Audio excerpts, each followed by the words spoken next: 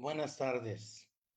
Un gusto volver a encontrarnos eh, en esta serie de conversatorios que estamos trabajando en el marco de los diálogos por la transformación, en la intencionalidad de que estas propuestas sean aportes para el proyecto de nación en materia educativa. Eh, Planteamos una serie de conversatorios en los cuales hoy vamos a tener el privilegio de escuchar al maestro Axel Didrikson con la temática de los desafíos de la educación en el marco de lo que se ha venido nombrando como el segundo piso de la cuarta transformación. Eh, para iniciar, voy a permitirme eh, presentar eh, a una bella dama. Con ello estoy diciendo ya un primer criterio. Eh, Amiga, ella ha sido una trabajadora incansable por la educación, pues sigue siendo, no ha sido, ella es más bien. eh, es iniciadora de un movimiento eh, que se empieza a gestar en la Ciudad de México, el movimiento de con afecto y con amor en el Estado de México, y es pionera de este movimiento a nivel nacional. eh, Le caracteriza el ser una defensora de los derechos de los maestros y las maestras eh, de educación rural, y es una apasionada de la educación comunitaria. Bueno, tiene un perfil profesional en el campo de la informática y en el campo de las ciencias de la educación. Nuestra amiga Berenice Olmos. Bienvenida, Berenice. Un gusto tenerte con nosotros.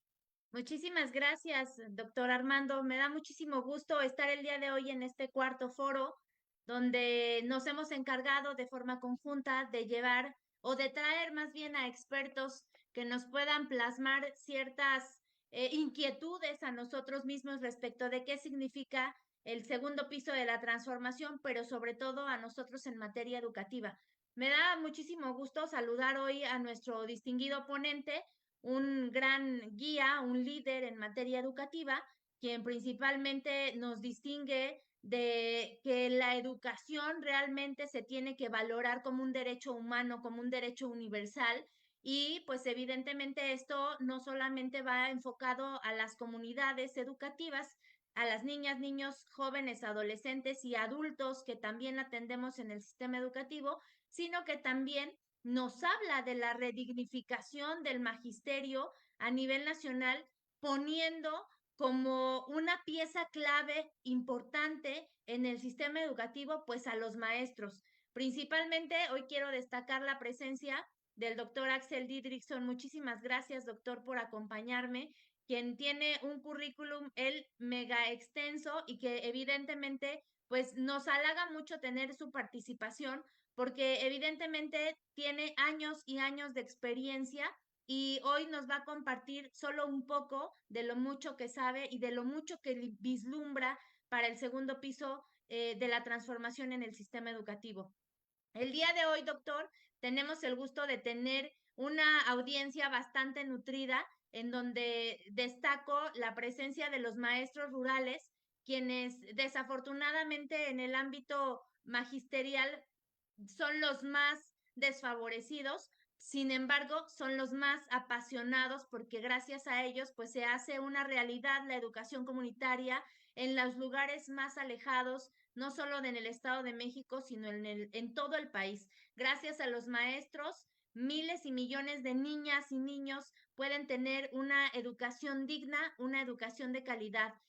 Principalmente tenemos maestros de maestros rurales del Estado de México, también tenemos maestros rurales de Baja California, de Chiapas, de Coahuila, de Hidalgo, Jalisco, Oaxaca, Sinaloa, Tabasco, Veracruz, Yucatán. Me importa destacarlo porque creo que hoy la ponencia amerita tener una participación importante porque usted pues nos ha permitido estos espacios y hoy nos sentimos muy halagados. A todos los maestros les mando un abrazo muy grande hasta donde quiera que estén, en todos los rincones donde nos ven en esta transmisión y espero que esta ponencia sea de su interés y de su agrado. Muchísimas gracias. Gracias, Bere. Gracias, maestro. Gracias por acompañarnos y ser parte de este movimiento también. Que aquí se juntan movimientos, ¿no? Se juntan, se articulan subjetividades en construcción de comunidad. Bueno, voy a dejar los micrófonos en manos de quien va a ayudarnos a moderar este conversatorio, al cual le agradecemos infinitamente su disposición. Juan José Domínguez Gordillo, él es chiapaneco, nacido en Las Margaritas, eh, es docente de educación media, es, bueno, de los pocos doctores que yo conozco de IPECAL, porque no lo digo peyorativamente, lo digo con mucho reconocimiento, porque es una institución a la que como institución yo no tengo más que agradecerle la formación que me dio el Instituto de Pensamiento y Cultura en América Latina, cuando estaba en manos del maestro Hugo Semelman.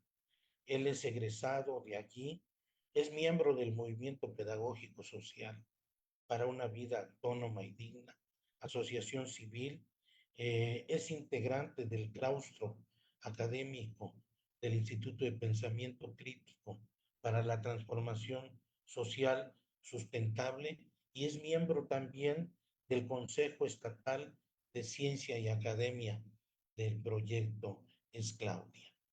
Bienvenido, Juan José, y te dejo en tus manos el micrófono. Muchísimas gracias, un abrazo a todos y al auditorio. Es un honor contar hoy con la presencia del doctor Axel Didrikson en este conversatorio. Voy a iniciar presentando al maestro. Lógicamente tiene un currículum muy extenso, vamos a hacer una síntesis, pero lo que quiero decirles es que es un investigador de larguísima trayectoria, reconocido a nivel nacional e internacional, comprometido con muchos proyectos a nivel nacional e internacional, y pues ha publicado varios textos que invitamos a leer. El doctor Axel Didrikson es investigador titular C de tiempo completo y definitivo de la UNAM, adscrito al Instituto de Investigación sobre la Universidad y la Educación.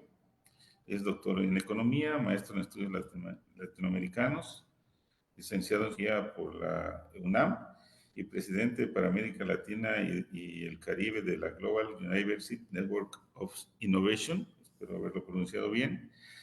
Fue secretario de Educación del Gobierno del Distrito Federal de noviembre de 2006 a 2009. Es miembro de la Comisión Gestora para la Creación de la Universidad Nacional de Educación, UNAE, por designación presidencial de 2014-2017, asesor del secretario de Educación Superior de la República de Ecuador, director del Centro de Estudios sobre la Universidad, el CESU, y durante su gestión en este centro se fue transformando en instituto, el ISUE. Pues ahí se construyeron también sus nuevas instalaciones. Es investigador nacional nivel 3 del Sistema Nacional de Investigadores, coordinador de la cátedra de la UNESCO, Universidad Integración Regional, y pues hace poco estuvo también por ahí en Brasil. Voy a explicarles un poquito la dinámica. El maestro, el doctor Axel, tiene otro compromiso, a esto de las 7 nos comenta, entonces él va a determinar su tiempo de participación. Vamos a ir recuperando del chat las preguntas que nuestros compañeros y compañeras en el auditorio nos vayan colocando para al final de la participación del doctor Axel, el maestro Axel, devolverle las preguntas para que nos done su mirada sobre las mismas. Quisiéramos iniciar con una pregunta, digamos, provocadora, ¿no? ¿Cuál es el sentido de la educación, el sentido que de tener la educación en esta construcción del segundo piso del proyecto de la Cuarta Transformación? Bienvenido, estimado maestro, es un honor contar con su presencia y pues nosotros desde la escucha atenta pues esperamos la donación de su palabra. Adelante, mi estimado maestro. Muchas gracias. Saludo con mucho afecto a todas y todos los que están presentes en este espacio abierto al diálogo, al pensamiento crítico, a la transformación de la educación. Personas interesadas, como se ha mencionado hace un momento, particularmente el ámbito rural, que es uno de las prioridades fundamentales, sin ninguna duda, que vamos a tener en la política pública de educación del nuevo sexenio, o lo que llamamos el segundo piso de la Cuarta Transformación. Y, por supuesto, agradezco a mis colegas, la maestra Berenice Olmos, que se ha presentado y ha estado juntos, hemos estado juntos en varias reuniones, discutiendo, elaborando, trabajando, reflexionando sobre estas perspectivas de ensamblaje de una nueva política pública de Estado, al maestro Armando Rojas, quien también nos ha enseñado y hemos aprendido muchísimo de las experiencias que han desarrollado en el terreno de Chiapas y en otros lugares, desde una perspectiva de educación crítica, intercultural, comunitaria, con experiencias muy concretas y válidas que van a ser sin duda, y hay que tomar en cuenta desde la perspectiva de la plataforma de transformación. Y muchas gracias a nuestro conductor, el maestro Juan José, quien pues a grandes rasgos me presenta para que solamente ustedes sepan que yo he tenido un compromiso de vida por la educación, he construido instituciones, no soy investigador de cubículo, soy investigador en la acción, he desarrollado planes, programas, currículas, escuelas, universidades enteras sobre las cuales hoy en día, por fortuna, tenemos egresados, profesionales, estudiantes de muchos niveles y áreas del conocimiento que son parte de, no solamente en libros o en artículos, sino un legado real de mi vida profesional. Divido la exposición en dos partes para que sea perfectamente claro. El primer piso que hizo de la Cuarta Transformación. Y después, ¿qué se proyecta para la segunda fase, el segundo sexenio, para consolidar toda una trayectoria prospectiva hacia 20, 30, 40, 50 años? Generaciones enteras de mexicanos que vamos a tener que sustentar desde las plataformas que hoy estamos construyendo de una educación absolutamente distinta a la que históricamente se ha venido dando, que puede ser resumida de una manera muy sencilla y que todos reconocemos. Saber leer, escribir, memorizar, repetir, seguir las enseñanzas del maestro, tener un libro de texto con apuntes, que todos tengan calificaciones, aprender a hacer exámenes, tener una educación rígida y cuando en otros sectores hay oportunidades, tener hasta capacidades de desarrollo artístico, deportivo o hasta en el extranjero. En sectores, por supuesto, que rebasan los quintiles de ingreso de nuestros países y que tienen la oportunidad no de tener una educación pública, social, como un derecho humano fundamental para todas y todos, sino que tienen privilegios que otros millones de niñas y niños y jóvenes no tienen. Lo que el primer piso construyó fue, aparte de enfrentar 2 años año y medio en lo particular, una pandemia que nos trastocó toda lo que antes se tenía mal, el proyecto neoliberal de educación, rígido, competitivo, individualista, pues, incluso se sigue reproduciendo porque las cosas no pueden hacerse de la noche a la mañana. Esto ralentizó la situación de la reforma educativa sustancial y durante el 21, 22, 23 se ha hecho un gran esfuerzo, sobre todo en tres sentidos. Uno, en el desarrollo de la garantía, desarrollo y garantía de los programas sociales fundamentales para el acceso y la permanencia de todo el estudiantado nacional, desde preescolar, primaria, secundaria, bachillerato y hasta universidad y posgrado, a través de diferentes programas, a través de diferentes sistemas de becas, por medio de apoyos, por medio de concursos, por medio de estímulos, etcétera. Pero se construyó un andamiaje de tal manera que hoy es posible contar con definitivamente un grupo de programas que garantizan el acceso para todas y todos, que debe profundizarse, por supuesto, dependiendo de la cantidad de los recursos sobre los que se pueda ir ampliando la calidad y la capacidad del libre acceso, porque este es el principio fundamental de toda educación. Un derecho, la exigencia de un derecho humano y social, el deber del Estado de garantizar este derecho social fundamental, el primero de todos ellos, y que esta educación sea libre, gratuita, laica, sin distingo de género, de raza, de comunidad, de lengua, de color, de ningún tipo de actividad discriminatoria. Esto se ha sustentado en la reforma que se hizo durante 19, 20, después el interfaz de la pandemia, luego 21, salen las nuevas leyes, la ley de educación y el currículum, planes y programas de estudio. En el 21 aparece una reforma curricular en la educación media superior, también ahí a las prisas, con poca articulación entre estas dos perspectivas.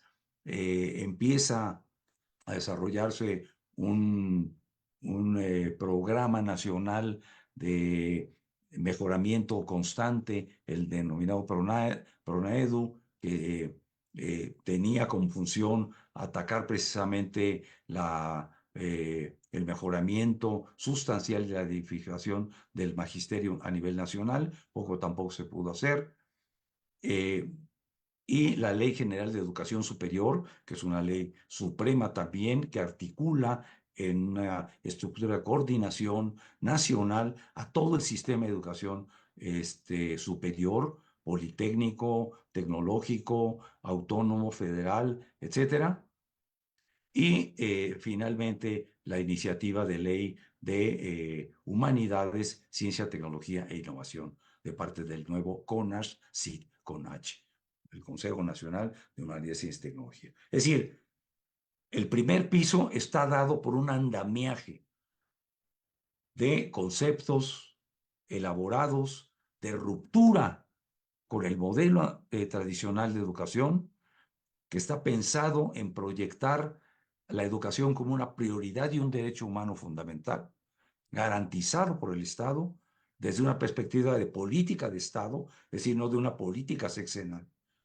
No debemos de pensar que esto ya se acabó a partir del 2 de junio y que con la entrada del gobierno de la doctora Claudia Sheinbaum vamos a reinaugurar todo absolutamente. No, se trata de una política de Estado que se viene construyendo desde hace años con la reflexión de muchísimos de los que están aquí, que han contribuido a la reflexión de lo que significa y de lo que debe significar una verdadera educación para todas y todos, intercultural, igualitaria, sin distingos de género y con equidad.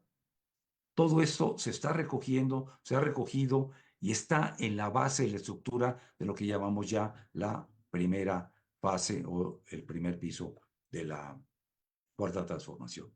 Un andamiaje legislativo, normativo, ya constitucional y normativo en términos de leyes secundarias y operativas a nivel de los estados y a nivel nacional y a nivel federal. Esto es muy importante, porque ya contamos por lo menos con ese andamiaje sobre el cual hay que operar, porque ninguna reforma educativa real solamente se puede hacer con leyes. Dígase que la educación sea intercultural. Bueno, esa es una cosa que se confirma y que está en la ley. Y otra cosa es cómo se realiza esa educación desde una perspectiva de diálogo de saberes, de profundización del desarrollo del conocimiento del otro y el otro también del que lo escucha y también aprende. En primer lugar, un andamiaje legislativo, normativo, etc. Segundo, una perspectiva de claridad respecto de que la política de Estado tiene que tener programas sustentables de acuerdo a los presupuestos que tuvimos, que se tuvieron que enfrentar fuertemente por la pandemia, ser orientados hacia la salud, y poco a poco se han venido desarrollando programas estratégicos. Se acabó la idea de que una repartición simple, tendencial de el presupuesto estatal hacia educación debía de ser solamente por inercias y que de acuerdo con la demanda y los indicadores referenciales de ingreso, egreso, de calidad supuesta, etcétera, en los diferentes lugares, era repartido este presupuesto y que siempre era desigual, porque le tocaba más a las instituciones más fuertes que garantizaban ciertos niveles de calidad que podían establecerse de forma incluso hasta subrepticia por canales indecorosos de evaluación punitiva o hasta de contratos establecidos de por medio, y que eso también se tuvo que acabar. Por ejemplo, me refiero directamente a la evaluación punitiva que se hizo en contra del Magisterio Nacional durante los pasados gobiernos de Calderón, de Fox, que en 15, 20 estados persiguieron con procesos de evaluación para atacar al Magisterio Nacional, que tenía diferencias respecto a la propuesta neoliberal del sistema educativo a través de mecanismos de estos de evaluación y de acreditación por competencias. Esto va para atrás. Y se proyecta, por ejemplo, programas como la Nueva Escuela Mexicana, que son recursos para el mejoramiento de la infraestructura nacional, recursos, ya dije, para programas específicos etiquetados de derechos sociales en la educación. Se destinan recursos fuertes para la creación de nuevas instituciones, todas las instituciones Benito Juárez, el proyecto CONAFE, la ampliación de las escuelas comunitarias, el desarrollo de nuevas universidades en la Ciudad de México, el fortalecimiento y solución de problemas fundamentales en el bachillerato, que sigue aún siendo un tema candente, muy fuerte, sobre todo por el problema de la homologación salarial del conjunto del sistema de los profesores de estos niveles e instituciones, el mejoramiento de los déficits que cargaban alrededor de 15 instituciones estatales de educación superior autónomas, me refiero a las universidades estatales de nuestro país, que traían un rezago verdaderamente inconcebible que paralizaba prácticamente las instituciones que otorgaban el beneficio de la educación mayoritariamente a la población de los estados, de los grupos escolares correspondientes. En fin, una segunda acción positiva en materia de financiamiento, junto con también, por supuesto, proyectos nacionales estratégicos. Yo coordino uno de ellos, que es el Programa Nacional Estratégico en Educación del nuevo CONACYT, donde estamos nosotros trabajando en más de 200 comunidades indígenas de todo el país, con proyectos transdisciplinares, comunitarios, de incidencia, de investigación con incidencia social, desde el plano de una metodología totalmente rupturista de las investigaciones de tipo tradicional, académico o de resultados meramente librescos o de artículos o de ponencias, etcétera, sino aquí más bien se favorece el desarrollo de la transformación de los actores reales de los procesos educativos. Ahí también hay recursos cuantiosos que se fueron expresando en esta primera este gran piso de la cuarta transformación. Y en tercer lugar, pues las definiciones de que hay prioridades que tenían que atacarse de manera muy puntual, particularmente el tema magisterial de los salarios, que como ustedes saben ha estado en el tema del debate nacional. Recién ahora, hace unos días, este tema empezó ya a solucionarse con maestros despedidos precisamente durante la etapa neoliberal. Sigue sin atenderse con claridad todo el proceso de formación del maestro desde la nueva perspectiva de la nueva escuela mexicana, pero se han detectado dónde están los grandes cuellos de botella, particularmente que tiene que ser el referente prioritario hacia la segunda fase de la transformación o el segundo piso. Con esto, simplemente así, visto de forma general, digo, aquí nos encontramos. Ese primer piso. ¿Qué estamos desarrollando? ¿Qué proponemos? ¿Qué discutimos? ¿Qué estamos debatiendo? Porque, digamos, no está el programa ya hecho, no está el gabinete, no está la conformación de las líneas políticas específicas de transformación de la educación hacia la segunda fase de la cuarta transformación durante el gobierno de la doctora Claudia Sheinbaum, que no nos cabe ninguna duda de que ella va a ser la presidencia de la República y representante de nuestro país y del mundo.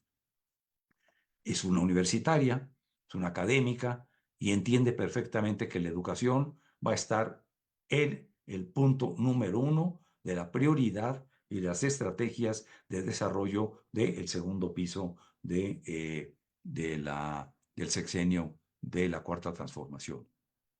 Y esto implica no solamente desde preescolar, maternal y preescolar, sino hasta posgrado, ciencia, tecnología e innovación. Es decir, crear en principio lo que se ha construido en un primer nivel, proyectarlo en una lógica de articulación. ¿Cuáles son los ejes sobre los cuales esta segunda perspectiva debe de prefigurarse o que estamos discutiendo? Porque, digamos, nada puede estar hecho en piedra, mucho menos el terreno de la educación, donde la experimentación, la concreción del plano de los contextos de aplicación debe ser absolutamente distinta en estos contextos y que las experiencias pueden ser múltiples y no tablas rasas sobre las cuales se tenga que operar todo el sistema educativo nacional. Por supuesto que debe de haber una base fundamental, curricular, epistémica, filosófica, humanista, científica y tecnológica, de lo que nosotros consideramos la educación moderna, la educación como un derecho humano, la educación para el bienestar, para la equidad, para la no discriminación, para la transformación ciudadana. Por supuesto, esto tiene un conjunto de principios que están ya legislados y que los podemos decir con toda claridad que así existen. Pero hay un conjunto de ejes que me parece que tenemos que trabajar fuertemente con todos ustedes de manera colectiva. Yo considero que en principio hay organismos que deben de hacerse a un lado o ser desechados. Hay que replantearse el UCICAM, el PRONAEDU, y fortalecer y reorientar y darle potencialidad a la escuela nuestra. Es decir, pensando en 3 cuestiones fundamentales. Una, el proceso de basificación, homologación y de transparencia de la carrera académica magisterial.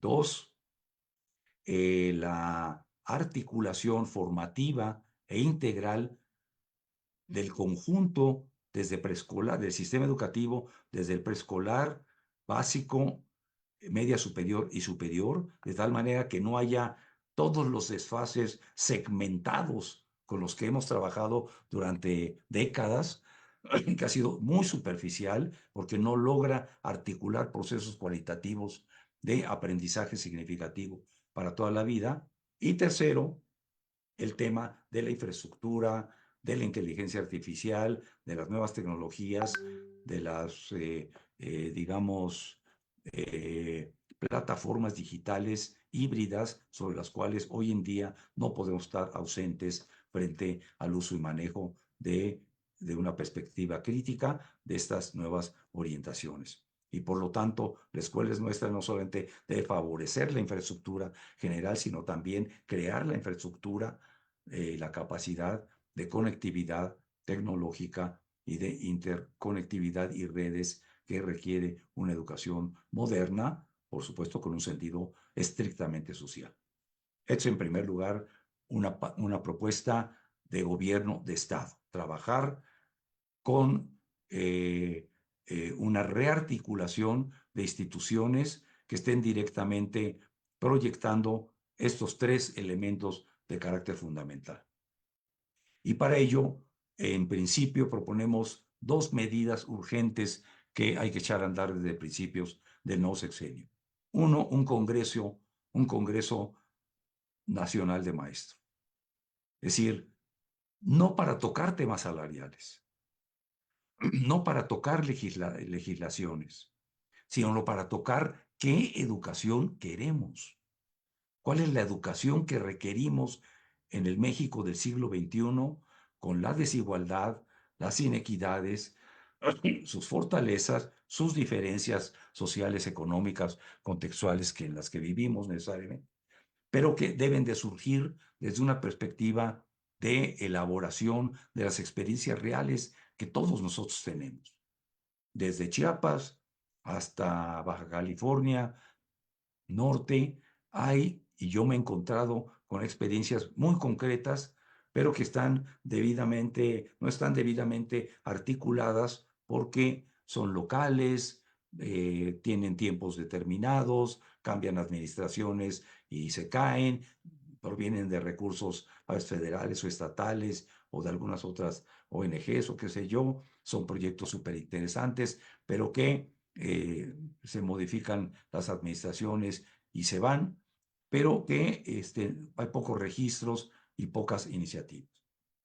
Y esto que constituya la plataforma de un debate nacional sobre ese tema. ¿Qué educación se requiere para este país en términos de aprendizajes?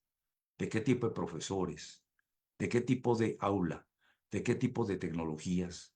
¿De cómo articular currículas, grados escolares, secuencias, trayectorias, evitar deserción, evitar discriminación, evitar violencia en la escuela, ser de las instituciones educativas el pilar de un desarrollo social, comunitario, intercultural, donde haya respeto, pluralidad y una serie de valores fundamentales para la construcción de una ciudadanía moderna, activa, participativa, solidaria y que efectivamente se concentre en la transformación de un proyecto nacional como el que se sugiere que sea la Cuarta Transformación. Y para ello proponemos que de ahí se instituya un Instituto Nacional de Investigación y Formación Educativa. Es decir, no inventemos programas. Si queremos un programa para el mejoramiento magisterial y del Congreso van a salir cientos, miles de ideas al respecto, hay que investigar. Yo como científico no puedo decir, a ver, vamos a hacer un programa para Chiapas, para Tamaulipas, para Guerrero, etcétera, pues que mejore la currícula y vamos a darles unos libros de texto modernos, freirianos, muy críticos, pensamiento crítico y pedagógico. No, el problema es rearticular desde la perspectiva de la ciencia, del conocimiento, de la investigación y crear cientos de núcleos, de nodos, de investigadores para que la transformación desde la perspectiva nacional de una política pública que está debidamente articulada pueda aterrizarse en los contextos de aplicación con bases científicas, humanísticas, con bases que permitan efectivamente mejorar didácticas, determinar aquellos problemas donde hay efectivamente cuellos de botella fundamentales para el desarrollo de los aprendizajes, un sistema tutoral que brinde oportunidades generales para el desarrollo de las y los estudiantes, profesores con una dignificación de su quehacer y con toda la capacidad didáctica, pedagógica, de materiales, de tecnología, para recrear los ambientes de aprendizaje múltiples que se requieren en cada contexto y de tal manera que haya también la seguridad de que las becas generen condiciones sociales de una buena alimentación, de una buena salud, de una un adecuado desarrollo socioemocional de niñas y niños y jóvenes. Y eso hay que hacerlo desde una perspectiva científica y por lo tanto la sustitución de este programa EDU de mejoramiento, pues habrá que ver qué se le hace y proponer este nuevo Instituto Nacional de Investigación para la Acción. No es una investigación libresca, enciclopédica, que dé datos e estadísticas, no. Es una investigación que pone a la investigación acción como puntal de las metodologías transdisciplinares, interdisciplinares, que fomenten el desarrollo efectivamente de investigación con incidencia social, que ayuden a la interculturalidad, que ayuden a que la educación esté en sus contextos de aplicación, que no sea una invención desde oficinas centrales, pero desde perspectivas nacionales que por supuesto deben estar en los valores consumados de nuestra historia y de nuestro desarrollo y de nuestra perspectiva. Esta es, digamos, una de las iniciativas que considero deben ser fundamentales. Siguiente, creo que para el 2030 debemos de garantizar y planificar con toda claridad que no habrá ninguna niña ni niño joven de cualquier grupo de edad escolar e incluso de grupos de adultos mayores con características específicas, los sectores de discapacidades distintas, capacidades distintas, que no tengan la oportunidad de acceder a un nivel educativo que ellos deseen en cualquier momento y en cualquier lugar.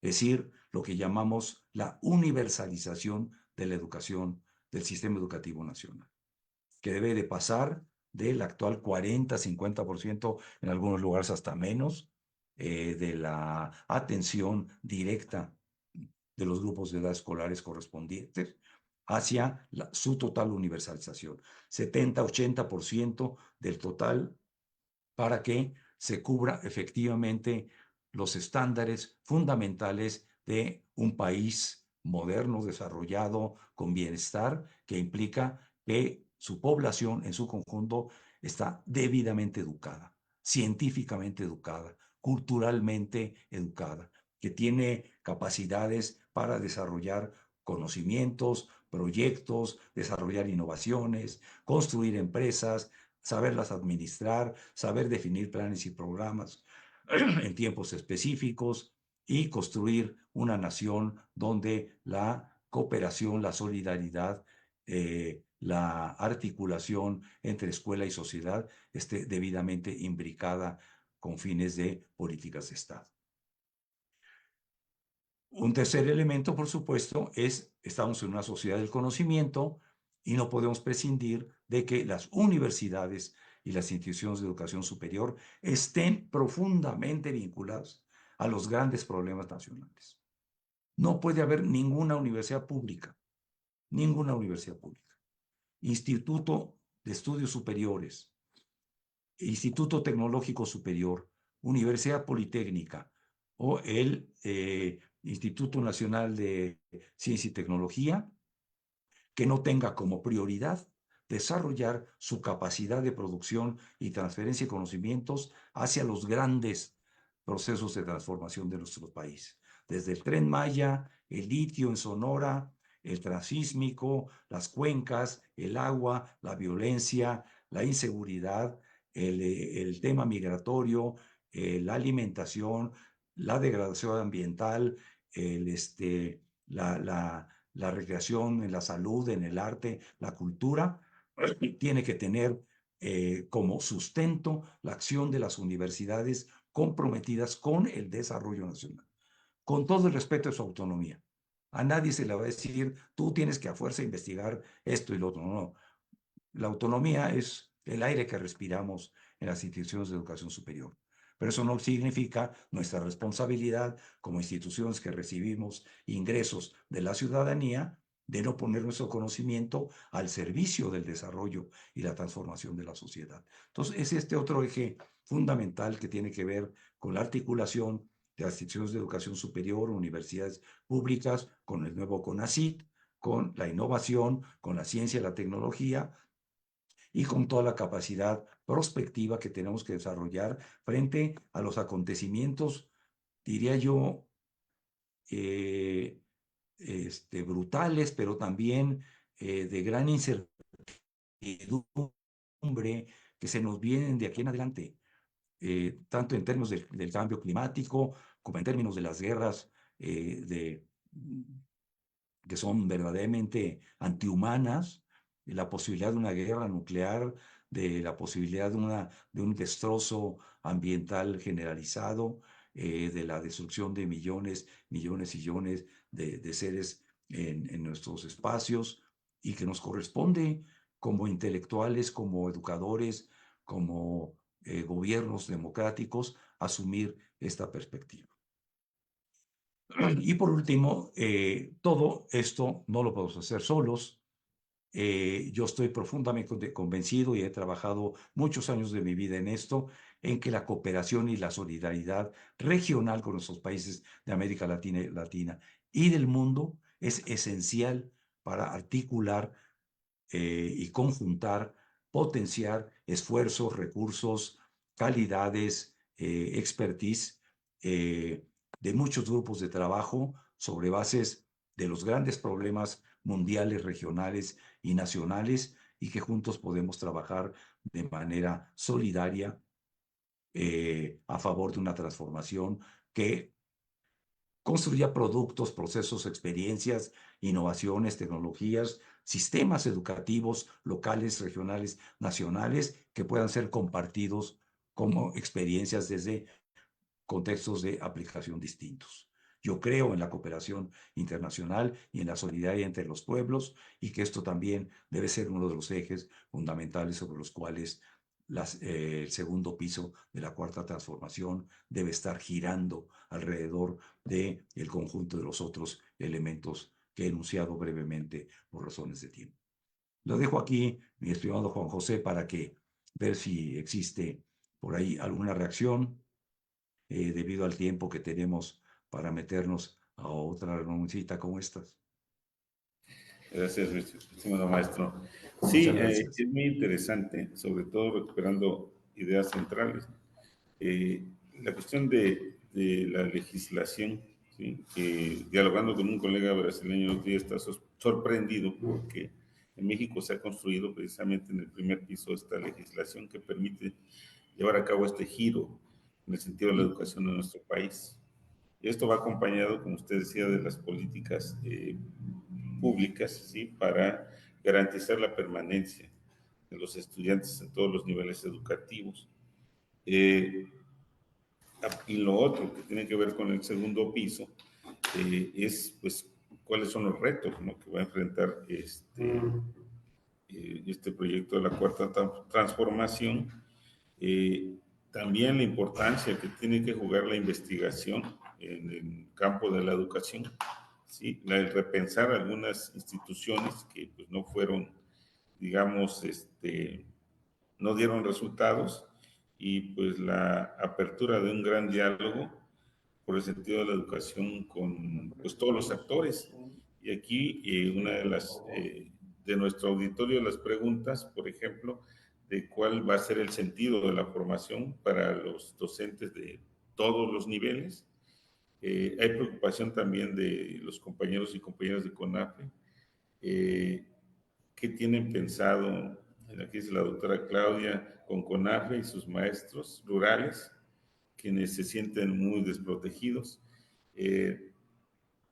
Otra de CONAFE, dice, los maestros de CONAFE queremos entrar a la carrera magisterial, dice, y cómo podría remediarse la formación de los docentes. Eso tiene que ver con cuál debe ser el sentido, ¿no?, de la formación de los docentes. Solo por poner un ejemplo, es el desarrollo del pensamiento crítico, que implica una lógica de razonamiento distinta, para que entonces pueda concretarse lo que usted muy bien dice, pasar de la contemplación a la acción, ¿sí? Que las instituciones educativas estén vinculadas a la necesidad de la realidad concreta de los sujetos y a las realidades concretas de su entorno. Entonces, esas son algunas preguntas. Sabemos que su tiempo es limitado y pues le agradeceríamos nos done su palabra y nosotros quedamos en la escucha muy atenta. Gracias, estimado maestro. Bueno, sin duda, el tema del maestro rural, desde mi perspectiva, debe ser, y yo creo que Claudia lo tiene perfectamente claro, es así como dice el presidente Andrés Manuel López Obrador, primero los pobres, aquí debe ser primero los profesores rurales.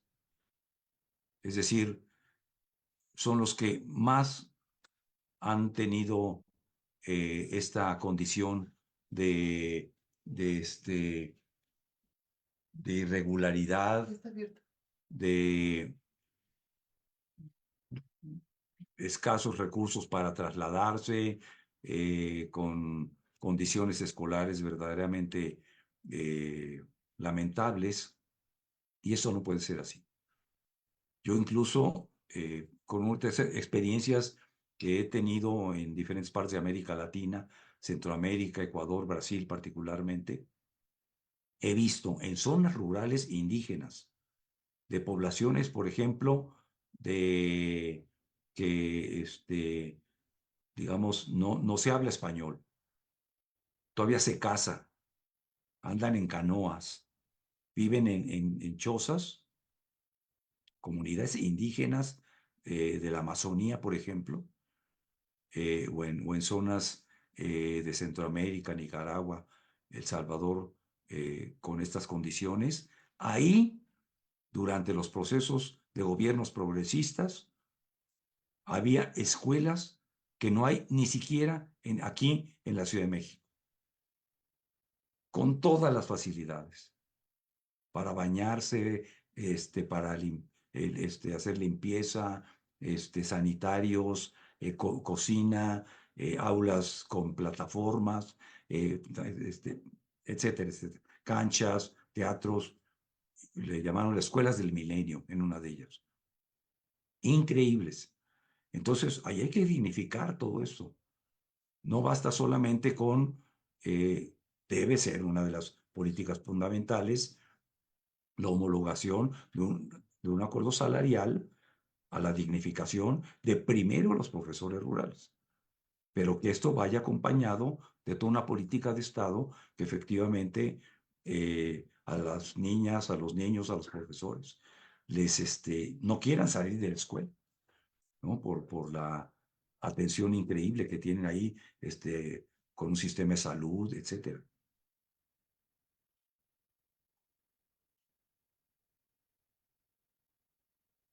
Esto implica el diseño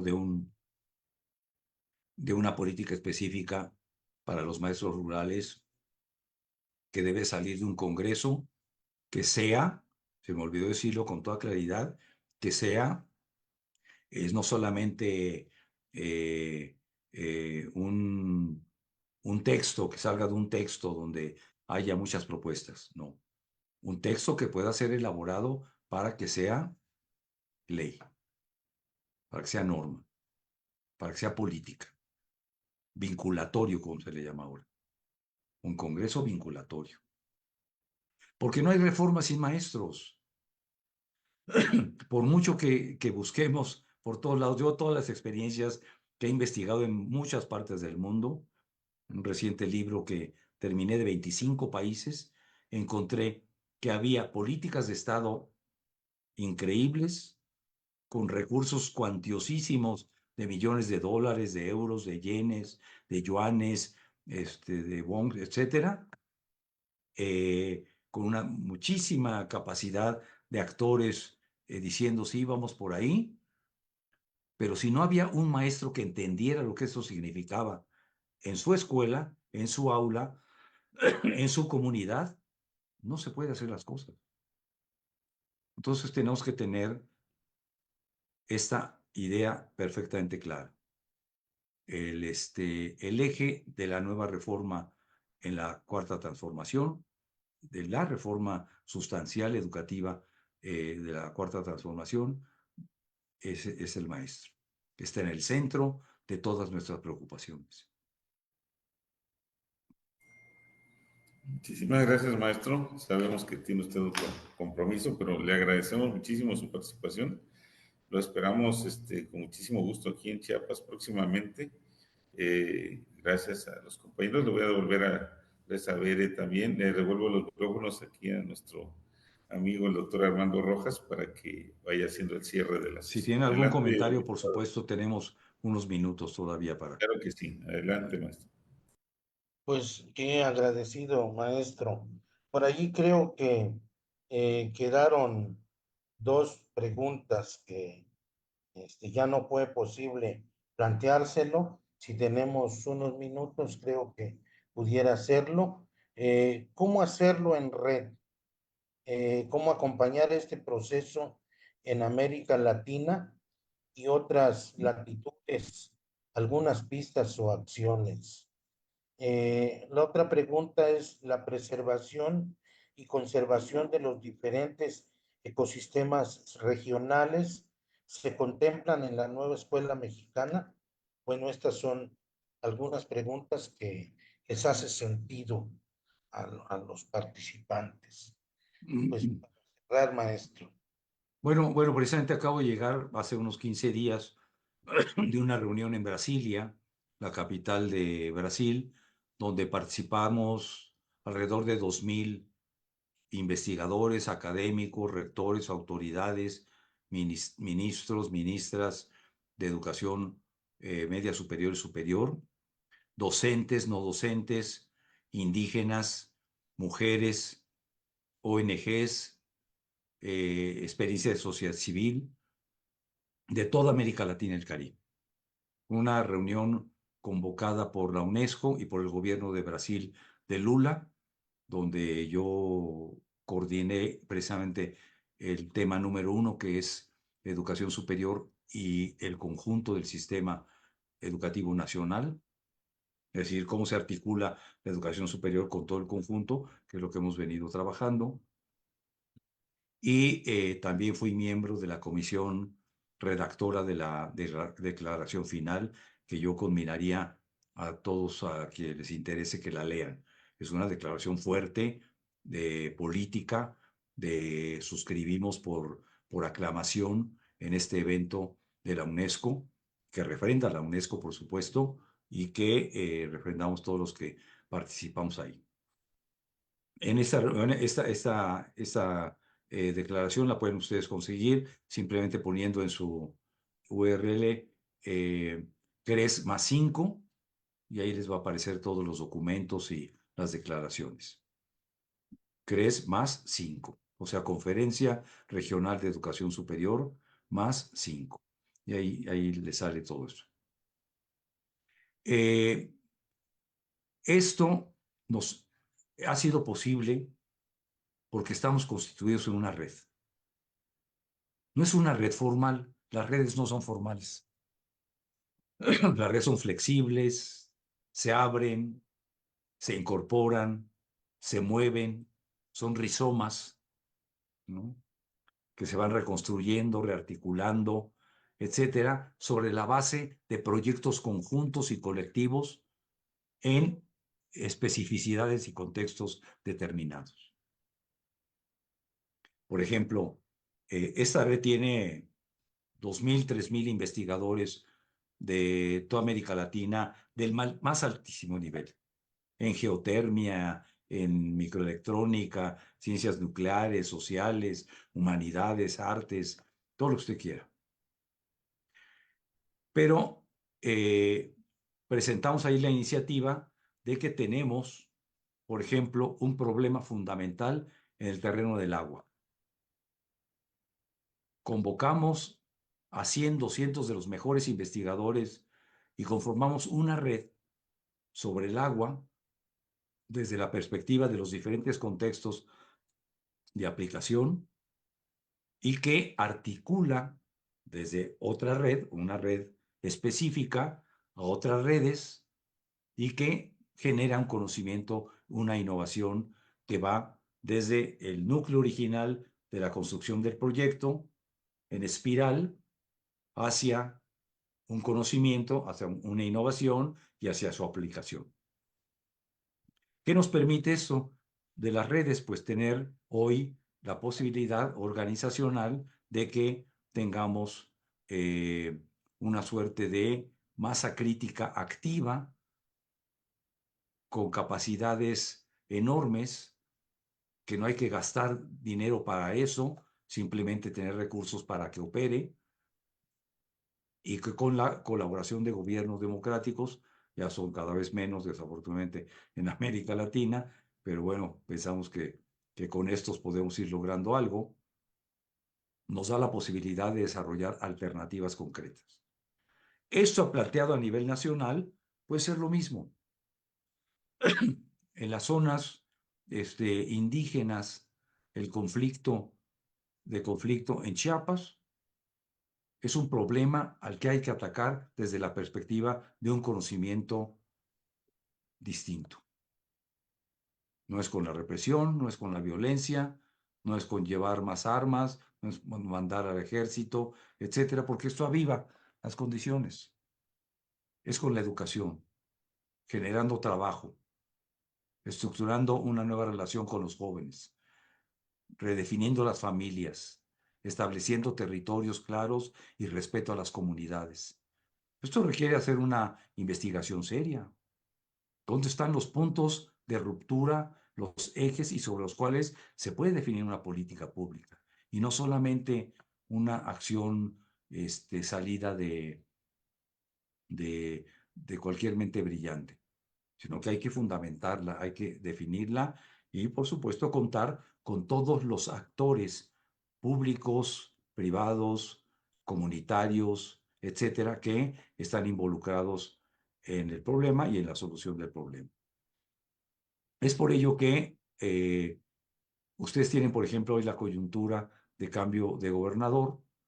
Creo que sería indispensabilísimo tener una visión desde la perspectiva de crear soluciones desde grupos de trabajo con la experiencia que ustedes tienen, de tal manera que se pueda generar proyectos sustentables de solución a grandes problemas regionales que incluso puedan detonar acciones no solamente regionales, sino a nivel nacional e incluso a nivel de experiencias que puedan ser emuladas en otras condiciones de conflicto, que los hay en todos lados.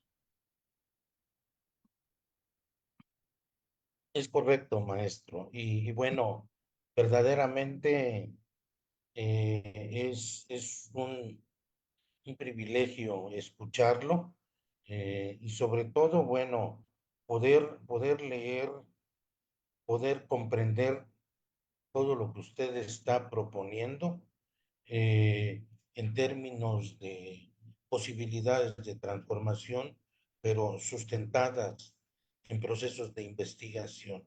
Es decir, cómo hacemos que la educación, el horizonte de la educación ya no esté sustentada en ocurrencias, sino en información que da cuenta de un proceso de investigación que está sustentado en una metodología, ¿no? Y que tiene, pues, puede aguantar los criterios de orden científico y metodológico que se le quiera poner, ¿no? Porque también desde allí hay planteamientos que a veces son diferentes y que el cientificismo no quiere reconocer que en el campo de las humanidades también se puede aplicar el método, pero de otra manera, ¿no?